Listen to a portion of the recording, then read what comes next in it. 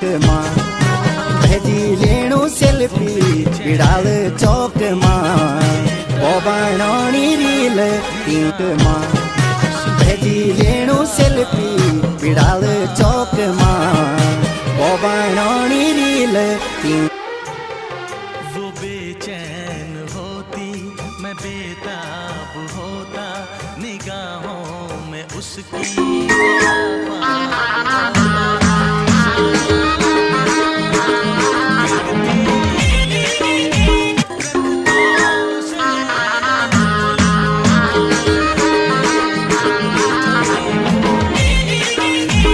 झर्दै गरेको तारालाई देख्दा पनि केही माग्ने आताइ हुँदै लाग्यो ऊ पनि त पक्कै आफन्तहरूको चोट खाएर टुक्रिएको होला।